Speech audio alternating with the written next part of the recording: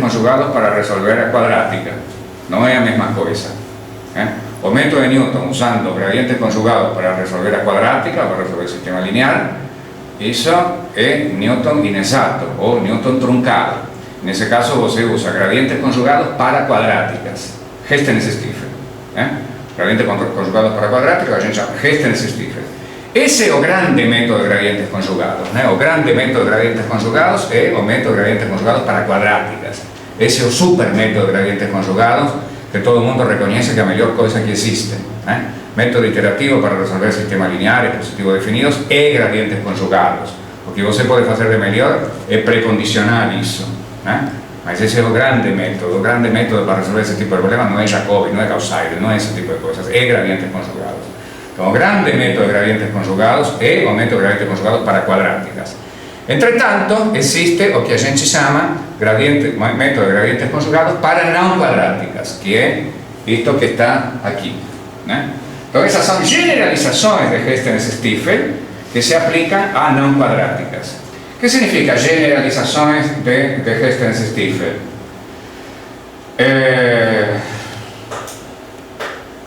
Aqui só falei de Huyston-Stiefel, Então, o que significa de generalizações de Huyston-Stiefel? Significa métodos que, quando você aplica uma quadrática, são exatamente Huyston-Stiefel.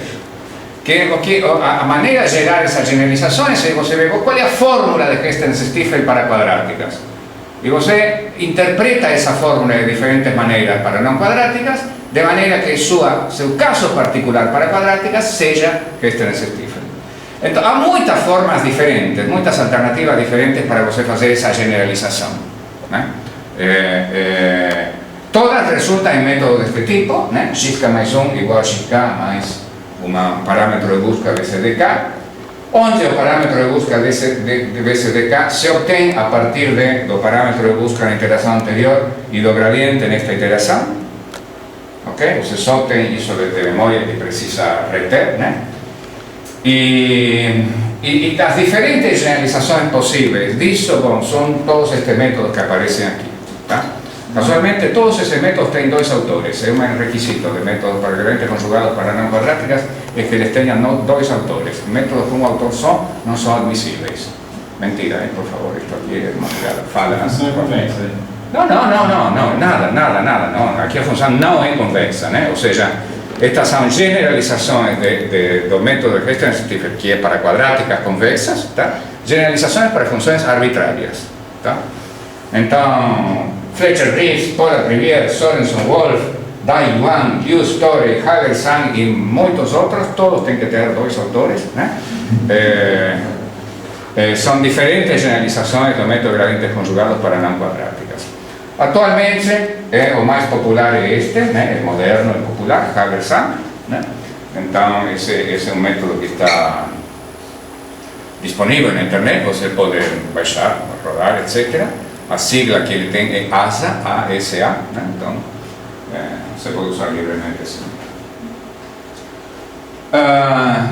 E depois você tem a situação, vejam, que gradientes conjugados usa pouca memória, mas você tem a situação onde seu problema é tão grande, tão enorme, tão espantoso, que nem gradientes conjugados é admissível, onde faz alguma diferença entre você armazenar um vetor e armazenar dois vetores. Em geral, entre armazenar um vetor e armazenar dois vetores, tanto faz.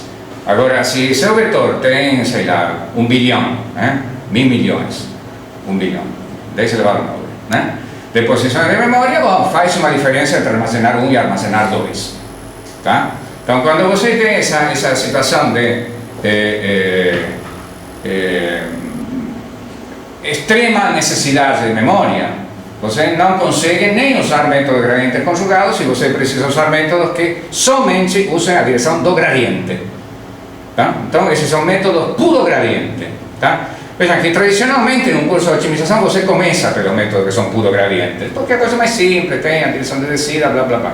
Aqui, na realidade, quando estamos falando de minimização sem restrições, como vocês são pessoas avançadas, estamos terminando com puro gradiente, porque puro gradiente é a última alternativa, é a alternativa quando, olha, nenhuma outra coisa cabe. Então, métodos de puro gradiente são métodos nos quais você usa somente a direção do gradiente, né? Usa somente a direção do gradiente e faz uma busca, né? Nessa única direção, na direção do gradiente, tá? Claro, isso é muito velho, né? Muito tradicional, esse é o método tradicional de Cauchy. O que mudou nos últimos 30 anos é qual é o passo dessa busca, porque tradicionalmente o passo dessa busca era resultado da minimização ao longo da direção ou de algo parecido à minimização ao longo da direção. O que acontecia? Tudo isso é clássico. O que acontece com isso é clássico. Você obtém resultado de ordem de convergência, fica linear, blá blá blá blá. E curiosamente no ano de 1987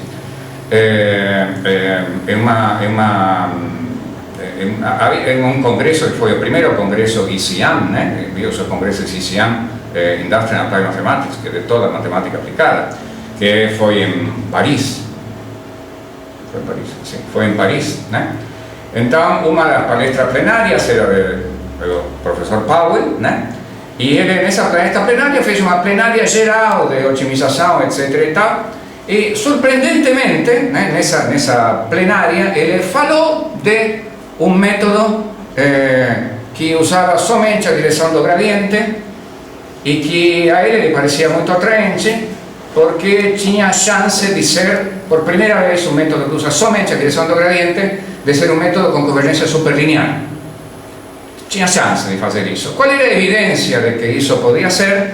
Era que os autores desse método tinham provado que o método tinha convergência superlinear quando eles aplicavam a funções de duas variáveis e ainda mais funções quadráticas de duas variáveis.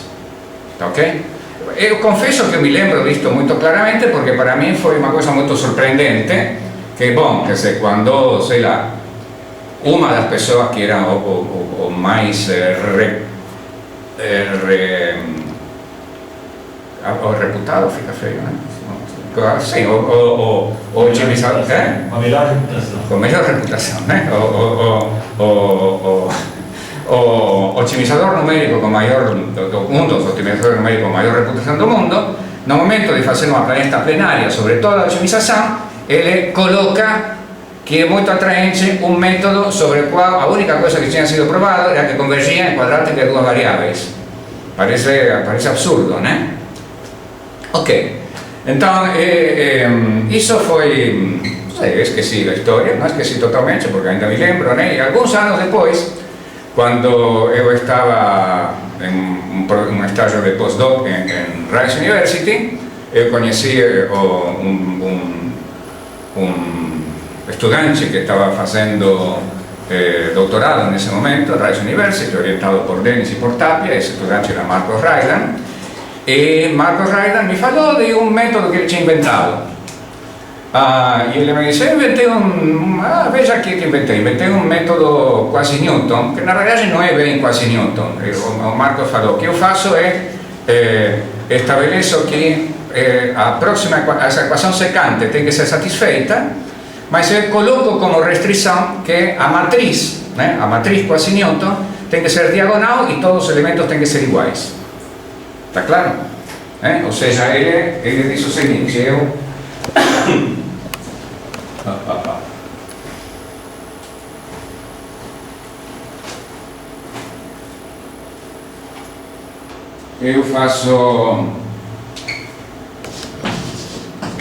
coloco isto como requisito, né?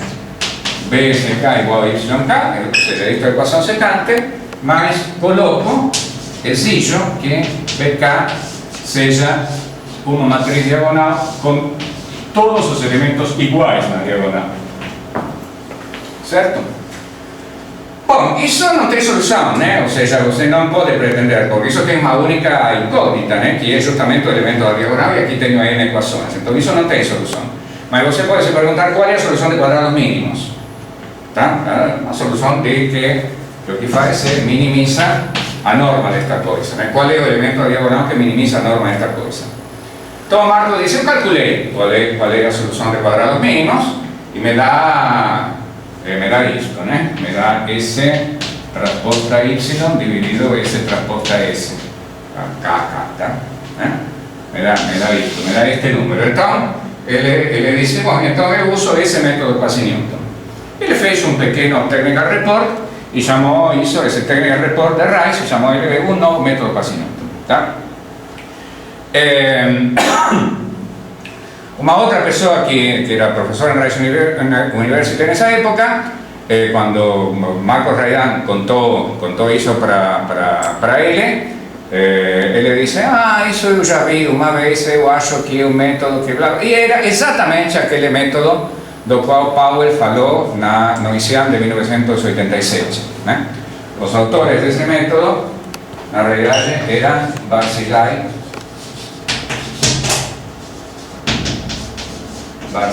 e Borwein. Né? Certo? Então, o que o Marcos fez foi redescobrir, né, a fórmula de Barzilai e Borwein. E, bom, o que o Marcos fez na tese de doutorado dele? Bom, aproveitando que Barzilai e Borwein tinham provado a convergência somente para quadrática de duas variáveis, que era muito pouco, a tese de Marcos foi provar a convergência para quadráticas de n variáveis em geral, né, para quadráticas positivas definidas estritamente convexas gerais, né? Bom, muito bem, então esse método isso admite uma generalização para funções não quadráticas. Do ponto de vista teórico, a generalização não tem nada de muito interessante, porque é um método de tipo gradiente simplesmente, onde você tem que colocar, tenta usar este parâmetro de busca, mas este parâmetro pode ser muito grande ou muito pequeno, então você tem que colocar uma salvaguarda. Isso faz disso um método tipo gradiente, né? Então não é muito interessante do ponto de vista teórico, né? Do ponto de vista teórico, a prova de marcos de convergência para quadrática sim é muito interessante, né? O Nino aqui presente teve a oportunidade de estudar essa prova quando ele fazia mestrado em Buenos Aires, né? E ele gostou muito. Mas a generalização para não quadráticas não é muito interessante teoricamente, mas é efetiva, né? Também funciona. E é esse método que está aqui, né? Usamos somente a direção do gradiente, de menos gradiente, e escolhemos este passo. Vejam que aqui parece que este passo é o contrário deste, né? É um sobre este, mas não é o contrário, porque aqui estou colocando passo direto e aí estou colocando um sobre, né? Então, isto aqui é como se fosse a inversa da Hessiana. Então, se esta é a inversa da Hessiana, a Hessiana é esta, né? Tentamos usar este passo, mas se este passo for muito grande, normalizamos. Se for muito pequeno, for negativo, também normalizamos. E, bom, essa é a direção. E além disso, é fundamental do ponto de vista prático que nesse caso a gente use buscas não monótonas, ou seja, que a gente não exija que você tenha descenso da função objetivo em todas as iterações, mas que você tenha aquele estilo de descenso de vez em quando. Tá? Se você pede descenso em todas as iterações, isso não é efetivo. Não é efetivo significa o seguinte, é mais ou menos a mesma coisa que usar o método gradiente comum, tá? Se você pede descenso em todas as iterações. Mas se você é mais generoso e você faz aquele tipo de descenso que pede descenso em relação ao máximo das 10 últimas, uma coisa desse tipo, isso funciona razoavelmente bem, né? Então isso é o que podemos dizer hoje em 2012 sobre métodos puro gradiente. Eu diria que métodos puro gradiente em 2012, digamos, praticamente bem testados, né, com uma eficiência prática comprovada, são ao redor desta ideia aqui.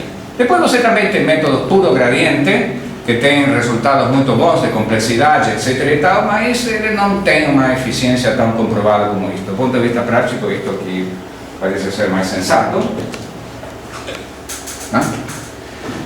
Ok, provas de convergência.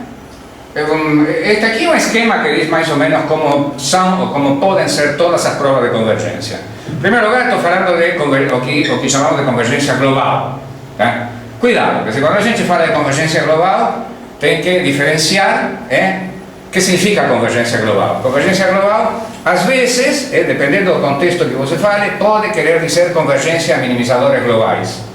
Esse não é nosso contexto, nós não falamos de convergência a minimizadores globais.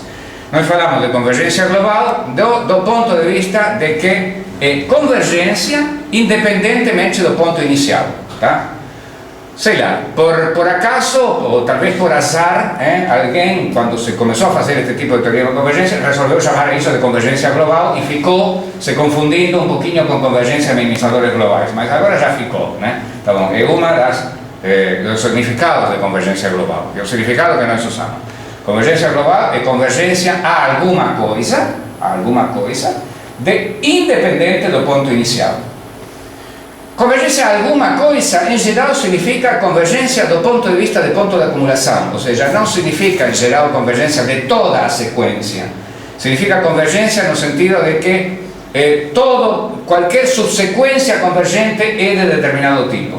Ou seja, é um conceito que envolve a possibilidade de você ter oscilação entre diferentes limites, de ter mais de um limite, oscilar entre diferentes limites, quantidade finita ou infinita, inclusive, de limites, tá? Então, a convergência global também inclui esse tipo, essa ideia de convergência.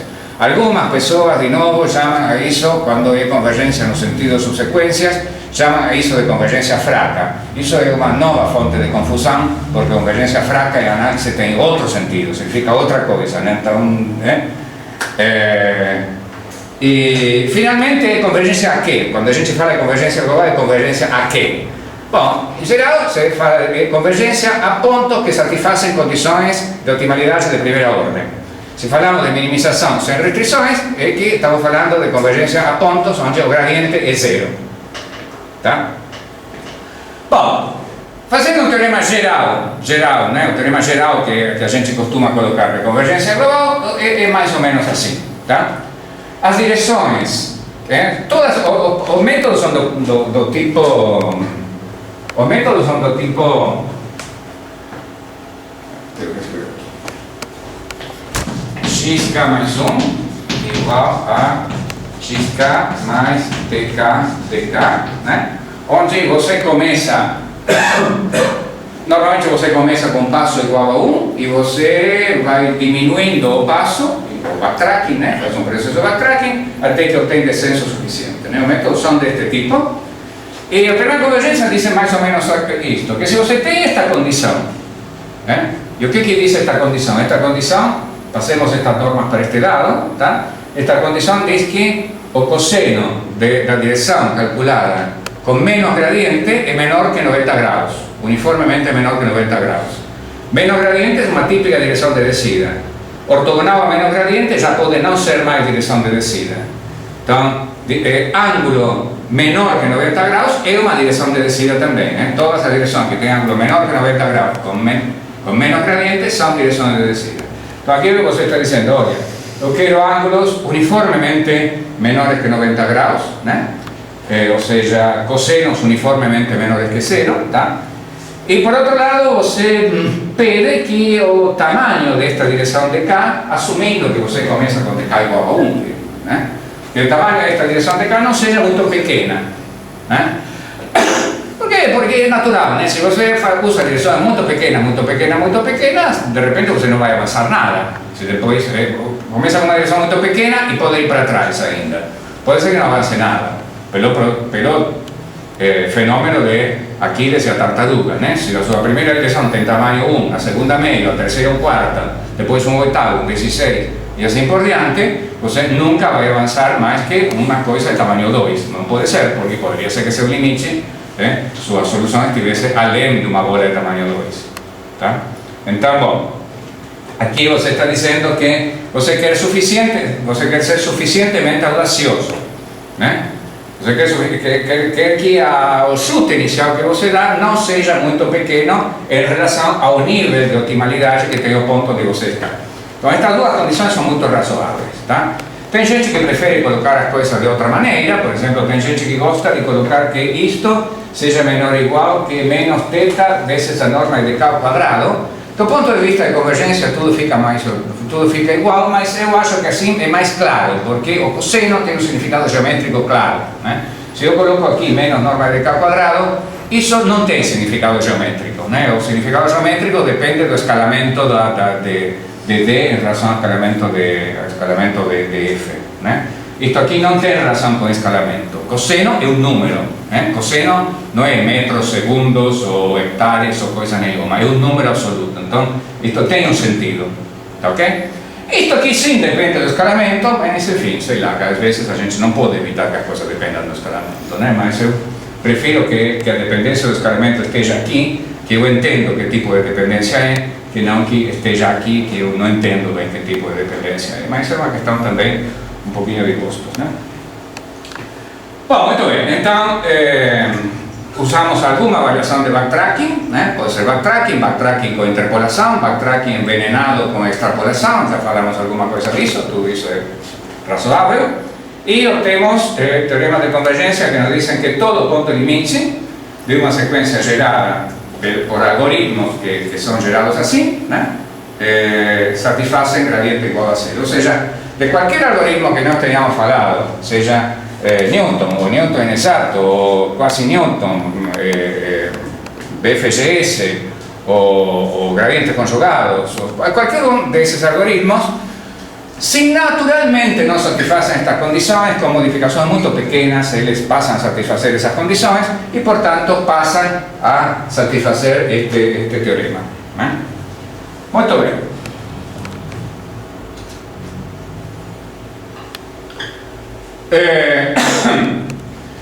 Paradoxa é que o método mais conhecido de métrica variável, o quasi Newton, que é o método BFGS, né? O método BFGS, tal como apresentado por seus autores, ou posteriormente por Powell, tal como programado por Powell na sua rotina BA13A, não satisfaz os requisitos acima, né? Ou seja, estes dois requisitos aqui não necessariamente são satisfeitos pelo método BFGS, né? O método BFGS você garante que todas as direções são de descida, mas você não garante que sejam uniformemente de descida, tá? Você também não garante isso aqui, tá? Então, como não satisfaz esses requisitos, a pergunta natural é se o método BFGS tem convergência global no sentido de gradiente igual a zero, tá? E essa pergunta somente foi respondida faz pouco tempo, durante mais de 35 anos, uma coisa assim, não se sabia qual era a resposta a essa pergunta. E, portanto, não sei, mas não se sabia qual era a resposta a essa pergunta. E, na realidade, aí, em algum momento, apareceram várias respostas possíveis. A primeira foi a resposta de Yu Hondai. Lembram de Yu Hondai? Uma vez esteve aqui de visita. Ninguém lembra dele? Esteve aqui de visita e teve um desafio de jogar ping-pong com Jorginho e ele perdeu. Então aqui tem que cortar, a ver se Yu Hondai é assim. Mas, do ponto de vista matemático, ele era muito bom. Em ping-pong, nem tanto. Então, Yu Hondai foi o primeiro que mostrou um contra-exemplo. Ou seja, BFGS não tem convergência global no sentido que coloquei na minha transparência anterior, né? Você pode ter uma oscilação de BFGS entre diferentes pontos, uma quantidade finita, mas diferentes pontos onde em nenhum deles o gradiente se anula. Isso é possível.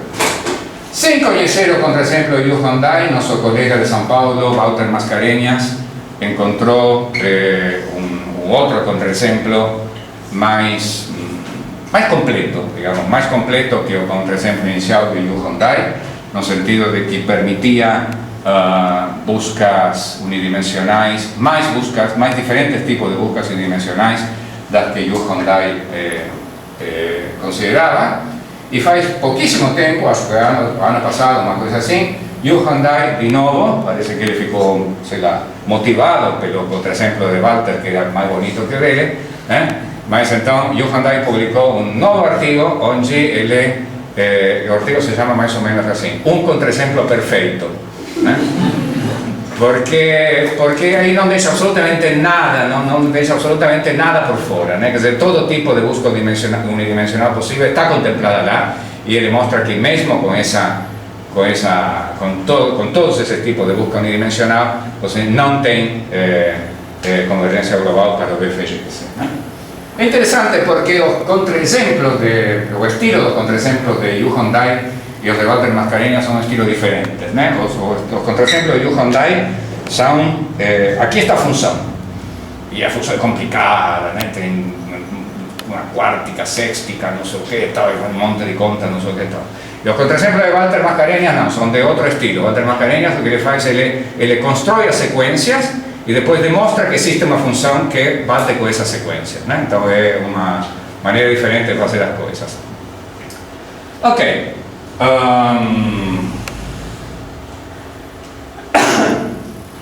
Então, isto corresponde a BFGS, tá? Então, alguns anos atrás, acho que inclusive está no livro de Nocedal e Wright, eles colocaram uma conjetura, né? Uma conjetura seguinte: vamos usar Newton Method, o método de Newton, perdão, tá? Vamos usar o método de Newton e vamos supor que, usando o método de Newton, en todos os pontos a hessiana é definida positiva, tá? Mas não uniformemente definida positiva, não estou dizendo que seja uniformemente definida positiva, estou dizendo que todos os pontos a hessiana é definida positiva. E eles falaram: bom, tá bom, posso fazer a busca unidimensional, backtracking, etc., porque as direções são de descida, estou trabalhando com hessianas que são definidas positivas, então certamente estou gerando direções de descida, posso fazer backtracking, posso fazer tudo isso. Então eles conjeturaram que nessas circunstâncias o método de Newton deve ter essa propriedade de convergência global, sem colocar nenhuma salvaguarda. Se você coloca uma salvaguarda onde você requer que as direções sejam uniformemente de descida, que as hessianas estejam limitadas, que a inversa estejam limitada, está tudo bem, mas sem colocar nenhuma salvaguarda. Essa é a graça, não coloco nenhuma salvaguarda. Está certo? Então eles conjeturaram que sim, que nessas circunstâncias quem vai pensar que você pode convergir a pontos que não são, onde o gradiente não se anula? Bom, e neste caso Walter Mascarenhas inventou um contra-exemplo, ele provou que essa conjetura não é verdade, ou seja, que se você aplica o método de Newton com busca unidimensional e se as hessianas são todas definidas positivas, não importa, pode ser que você tenha convergência entre diferentes pontos nos quais nenhum deles o gradiente seja igual a zero, tá? Bom, nesta área do método de Newton, Johann Dye não interveio, né? Portanto, a prioridade sobre este tipo de resultados ainda é brasileira, né? O recorde mundial é brasileiro aqui. A pergunta lógica que a gente, do ponto de vista prático, tem que se fazer é o seguinte: bom, tudo bem. Se eu tenho métodos como o método de Newton, o método BFGS, que não satisfazem aqueles requisitos de descida e de tamanho da função e podem não convergir a pontos onde o gradiente se anula, mas eles são conhecidos como métodos bons, maravilhosos, etc. E eu estou fazendo um programa, né? Estou programando. O que eu tenho que fazer? Eu tenho que colocar essas salvaguardas para que se satisfaçam esses requisitos ou não? Tenho que confiar em que as desgraças não vão acontecer nunca e deixar do jeito que está. O que vocês acham?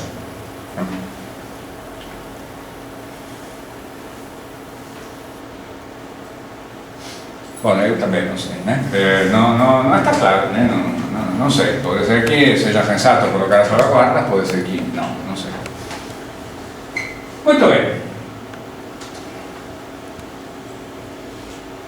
Bom, uma palavra sobre que tipo de prova de convergência a gente tem para algoritmos de tipo região de confiança.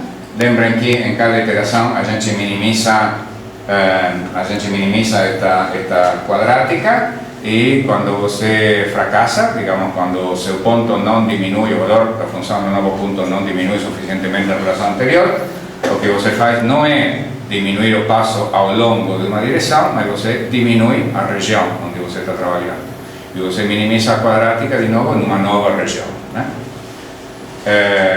Então aí a condição de estabilidade que a gente precisa é que estas matrizes hessianas sejam limitadas, mas nenhuma condição sobre as inversas, né? As hessianas simplesmente precisam ser limitadas, poderia ser zero, né? Em cujo caso você estaria minimizando uma função linear em cada iteração, poderia ser zero, mas de todas maneiras, nesse caso a região de confiança coincide com busca linear, mas poderia ser zero, certo?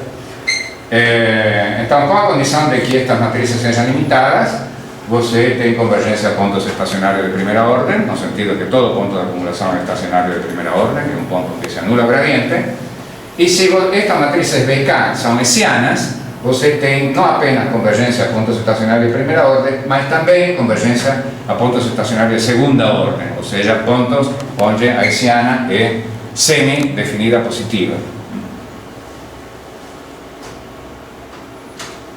Muito bem. Falamos muitas vezes das buscas não monótonas, vamos a esclarecer un poquinho aqui o que significa busca não monótona. Esta é mais popular, dos italianos Gripola, Pariello e Lucidi, e o que essa busca não monótona me diz que eu tenho que aceitar um novo ponto quando o valor da função no novo ponto não é necessário que seja menor que o valor da função no último ponto anterior, mais a parte lá menos un poquinho mais, un pedacinho negativo mais, mas é suficiente que seja menor que o máximo entre o valor da função no ponto anterior, blá blá blá, até 10 pontos anteriores, ou 15, ou 20, ou 5, tanto faz, menos o pouquinho adicional, tá? Com isso você consegue obter uma teoria de convergência correta, né? O inconveniente que esse tipo de busca tem é que você pode perder o melhor ponto na jogada, né? Você está aceitando o ponto 11 se o valor da função é menor que o máximo entre os 10 anteriores. Então você aceita 11, aí aceita o 12, aceita o 13, aceita o 14, mas suponha que lá o ponto 5 tinha um valor muito, muito menor. Você está avançando e na jogada você perdeu, né? Então, tá bom, aí você pode dizer, tá bom, mas vou tomar o cuidado de sempre conservar o menor na história. Bom, tudo bem, você pode fazer isso, né? Talvez deve fazer isso.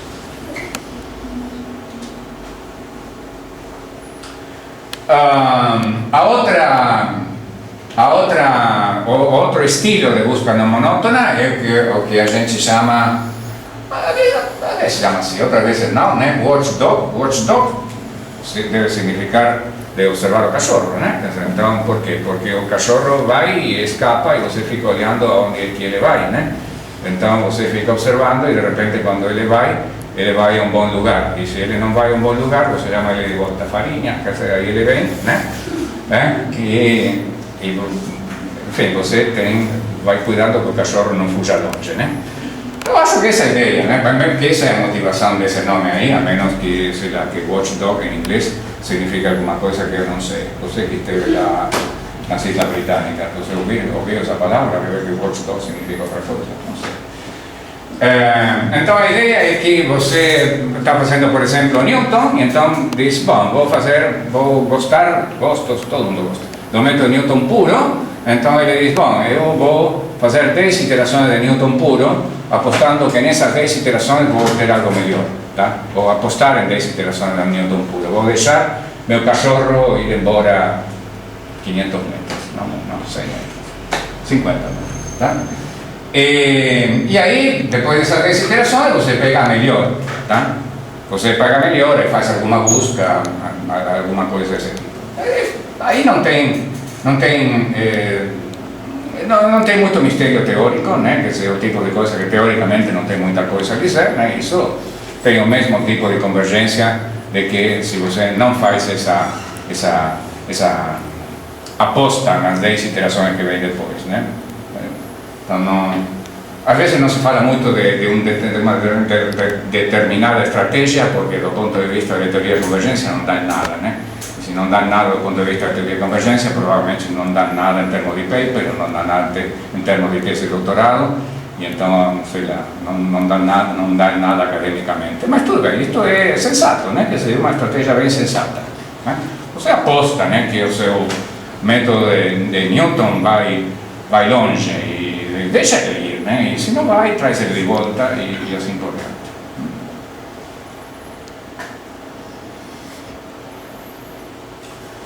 Bom, vermelho, no século XXI não há nenhuma comparação séria feita entre métodos não monótonos de diferentes tipos. Aliás, há muitas comparações feitas entre métodos não monótonos, todos do tipo Gripola, Pariello e Lucidi. Não, o cara diz, não, eu não faço, não quero descenso em relação aos 10 últimos, vou pedir descenso em relação à média de todos os anteriores. Muito bem, quer dizer, essa é uma comparação que está feita, né? Tem gente que prefere fazer isso. Outros tipos de buscas não monótonas, tem um monte de coisas de buscas não monótonas. Agora, comparação com o que seria o feijão com arroz da estratégia de observar o cachorro, né? Não há.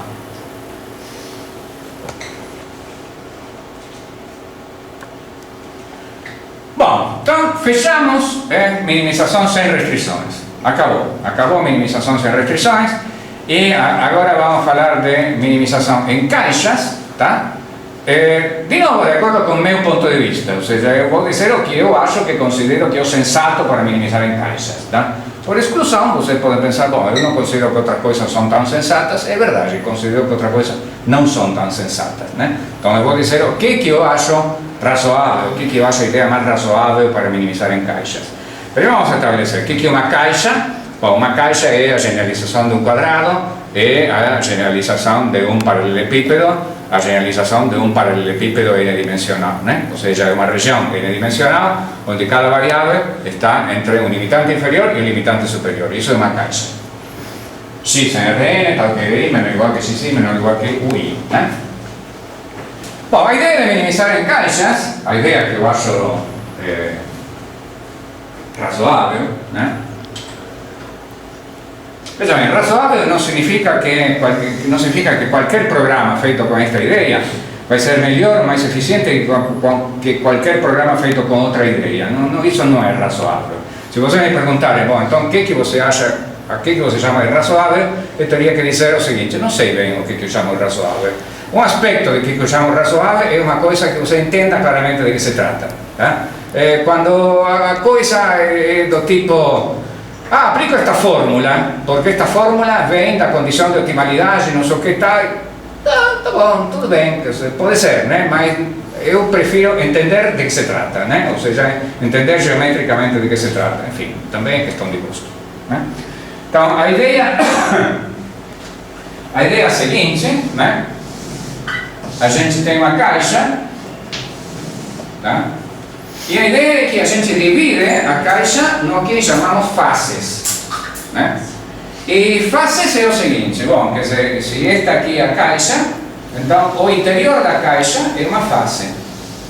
Isso chamamos de uma face, o interior, tá?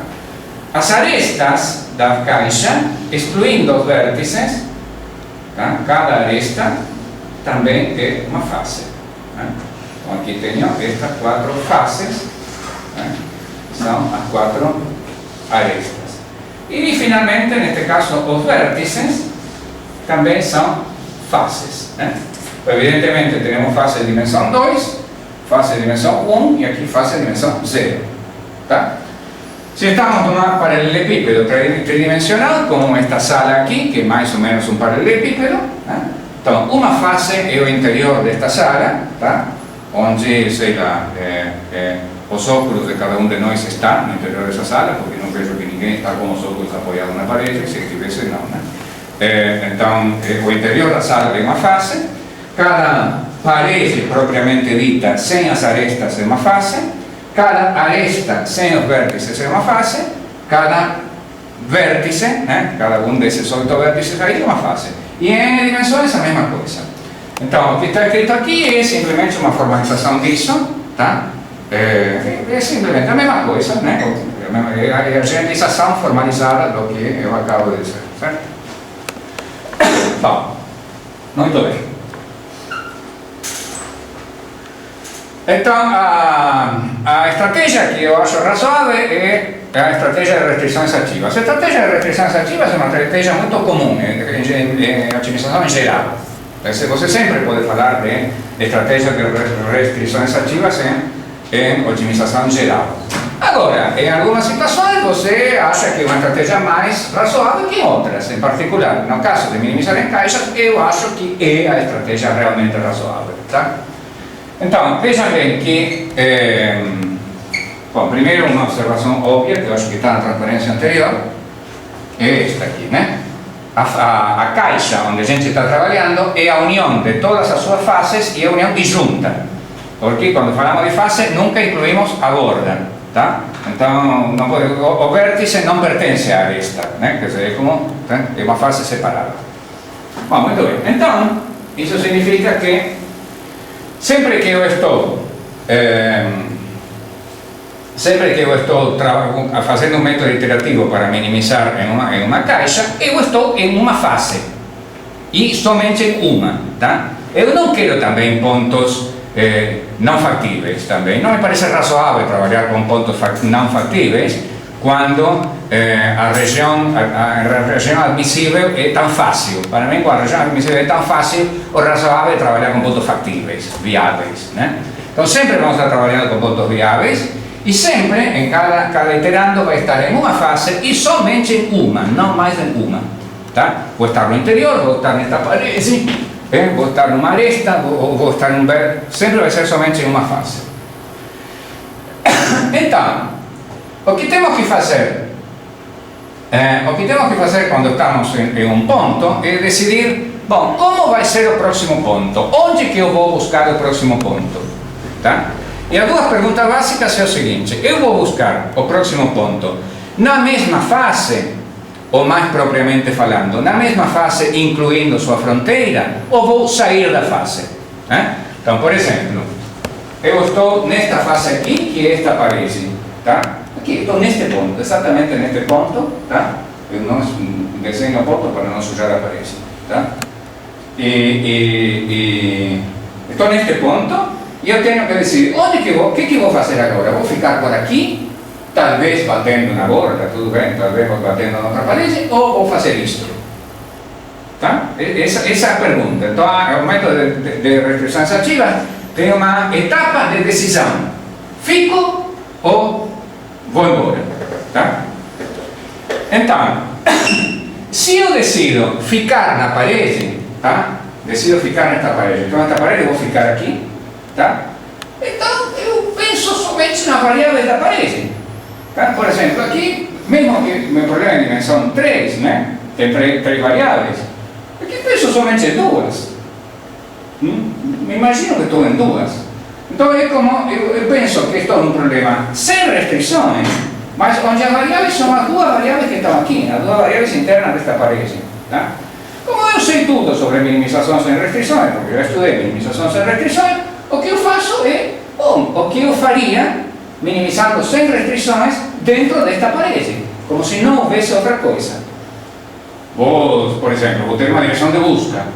Bom, então a próxima direção de busca pode me deixar aqui dentro da parede ou pode me levar à fronteira, certo? Poderia me levar à fronteira, tá? A direção de busca pode ser grande demais e bater, me apontar para fora da caixa. Nesse caso eu volto para trás, né? Eu não quero estar fora da caixa.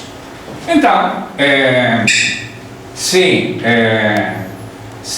batemos na fronteira, veja bem, se batemos na fronteira e o valor da função diminui, tá bom, consegui diminuir o valor da função, fantástico, deixo, continuo.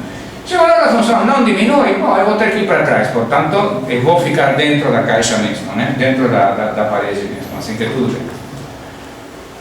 Então, se atingimos a fronteira diminuindo o valor da função, paramos a iteração, e ficamos lá naquele ponto da fronteira, ou seja, ficamos em outra fase, vamos estar em outra fase, e se decidimos abandonar a fase, quer dizer, se decidimos ir para aqui dentro, bom, vamos abandonar a fase, mas nesse caso vamos usar uma iteração de tipo gradiente projetado. Isso significa que onde está o apagador? Isso significa que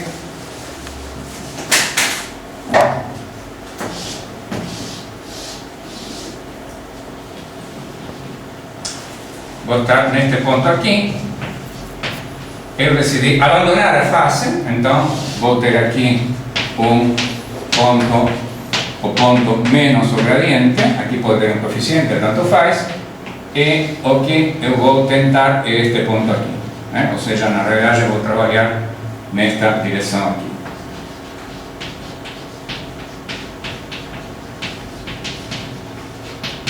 De todos modos, tudo bem, eu abandonei a fase usando o gradiente projetado, que é o que eu queria fazer.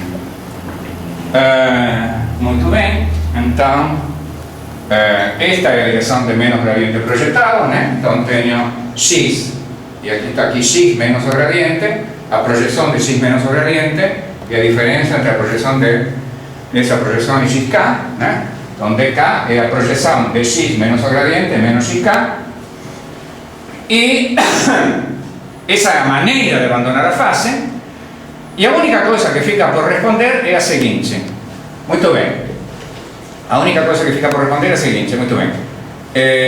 Quando decido abbandonare la fase o no? Qual è il buon senso aí? Qual è il buon senso di decidir quando vuoi abbandonare la fase? Poi sto lavorando qui dentro questa fase, sto lavorando qui dentro questa fase e sto minimizzando dentro questa fase.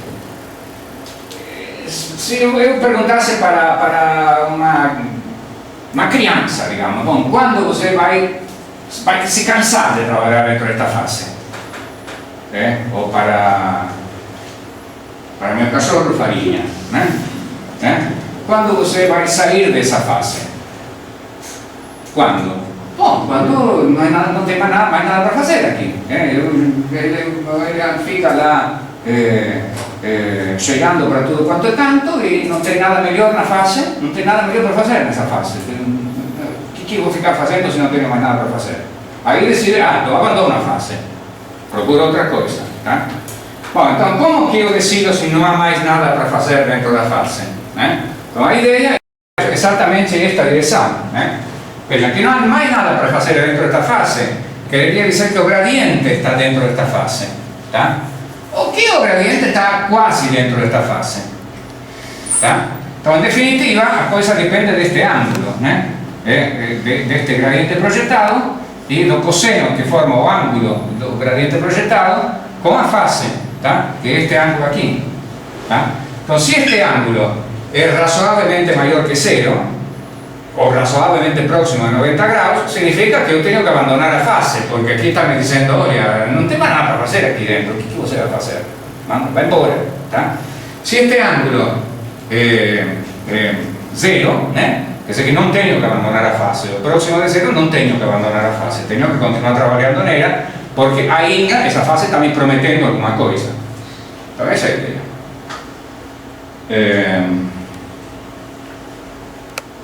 Comparação de métodos para minimização em caixas. Há muitos métodos para minimização em caixas, alguns estão basados nesta ideia e outros não. Tem artigo de nosso colega Ernesto Virgin e aluno dele, Gentil, não me lembro o nome dele, o sobrenome é Gentil, que vai explicar nesta revista, que está na página de Ernesto, onde você vê com que complicado que é fazer comparações. Na realidade, a moralidade desse artigo é, olha, fazer comparações não é uma coisa tão simples como você pensava, é extremamente complicado.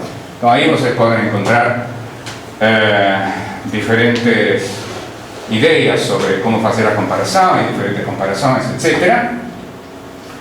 E o ditado filosófico que você tira disto tudo, e que tira muitas vezes de qualquer coisa por relação não linear, é que o principal produto do desenvolvimento de um algoritmo é a pessoa que desenvolve o algoritmo. Essa é uma verdade universal. Você desenvolve um algoritmo, mas depois que você desenvolve um algoritmo, esse algoritmo vai ser usado por outras pessoas, etc. e tal. E seguramente que é muito mais importante o que você conseguiu de você mesmo ou mesma desenvolvendo o algoritmo do que o que é o algoritmo como objeto em si. Tá? É muito diferente o que um algoritmo vai dar de si dirigido por uma pessoa que sabe de construir algoritmos do que dirigido por uma pessoa que, sei lá, recebeu isso com uma lista de instruções. Certo?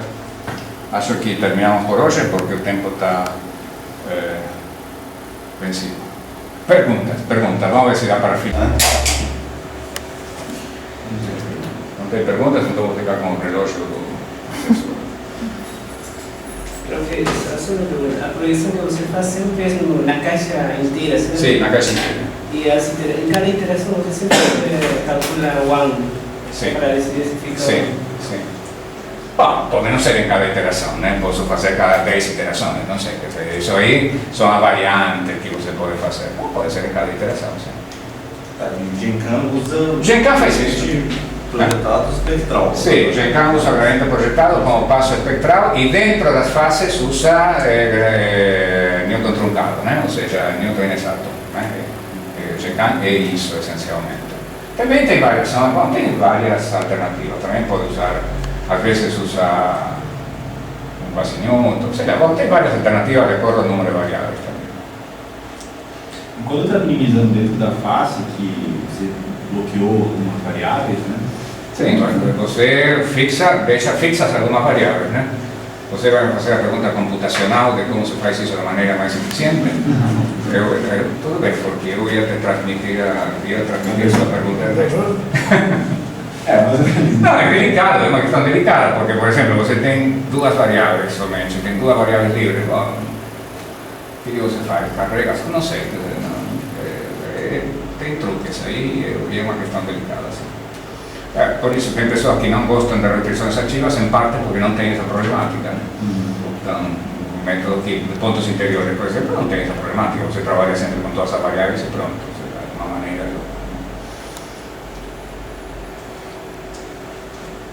Eu lembro que eu te fiz essa pergunta tempo atrás. Oi. Foi para olhar o artigo e eu não olhei. Você não. O artigo do Ernesto? De comparando Genkan com pontos anteriores. Sim. Você sabe? Não, mas do ponto de vista da comparação mesmo, isso não tem grande resultado. O artigo é mais interessante porque te mostra, olha, como é difícil realmente encontrar critérios para comparar. Eu não prefiro a estratégia de restrições ativas porque eu vi comparações onde é muito melhor que outras coisas. Eu prefiro porque é a estratégia que eu sei o que estou fazendo. Ou seja, eu não gosto de estratégia que vem de uma fórmula, né? Quer dizer, aí é uma ideia geométrica que é muito clara, né? Quer dizer, não sei, é uma questão quase religiosa em relação a isso.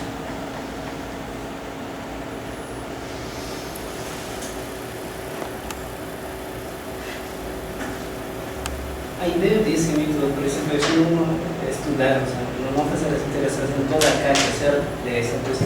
Mas nos exemplos que estava lendo, fazendo, eu sempre vejo na caixa, a caixa total. São as vantagens desse método é eliminar as variáveis, certo? Então, eu acho que a vantagem desse método é, sei lá, que é uma questão de bom senso, né? Ou seja, eu estou em Barão Geraldo e sei lá, que se exploro Barão Geraldo enquanto Barão Geraldo pode ser razoável. E quando não tenho mais que para explorar em Barão Geraldo, eu vou para Valinhos.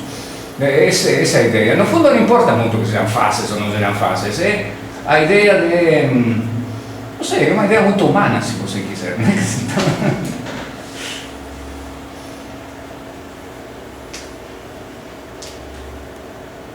Imagine que você quer usar a informação que você está acumulando por aí. Bom, sei lá, é mais fácil usar a informação de Barão Geraldo do que dizer, não tenho nenhuma informação local, não sei.